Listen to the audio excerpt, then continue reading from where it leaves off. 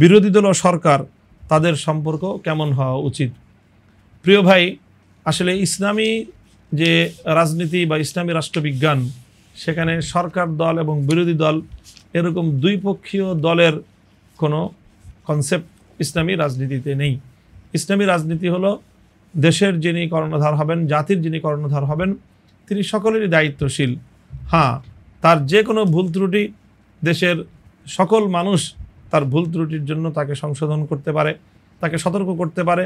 তার ভুল ত্রুটি তার সামনে অকপটে বলতে পারাটাই ইসলামী রাজনীতির এবং ইসলামী রাষ্ট্র ব্যবস্থা, খেলাফত ব্যবস্থার অন্যতম সৌন্দর্য। সুতরাং সেই হিসাবে যে কোনো ব্যক্তি অথবা যে কোনো গোষ্ঠী তারা সরকার এবং রাষ্ট্রপ্রধানের যে কোনো ভুলের যৌক্তিক সমালোচনা করার অধিকার ইসলামী রাষ্ট্র ব্যবস্থায় সম্পূর্ণরূপে তারা সংরক্ষণ করে। সুতরাং সেই হিসাবে যে কোনো ব্যক্তি সেখানে তার সমালোচনা করতে পারে, তার ভুল শুধরে দিতে পারে, অথবা তার যে কোনো ভুলের নিয়মতান্ত্রিক উপায়ে প্রতিবাদও করতে পারে।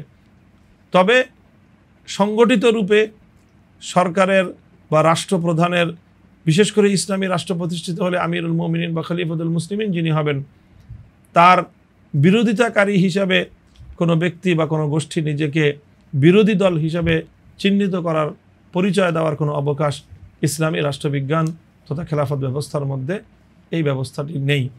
বর্তমান প্রচলিত এই যে সরকার দল এবং বিরোধী দলের যে একটি পাল্টাপাল্টি অবস্থান, এটি মূলত পশ্চিমা গণতান্ত্রিক ব্যবস্থার একটি অনুষঙ্গ। এটি ইসলামী রাষ্ট্রবিজ্ঞান অনুযায়ী ইসলামী রাজনৈতিক বন্দোবস্ত বাস্তবায়িত হলে এই ধরনের ব্যবস্থা থাকার কোনো সুযোগ নেই।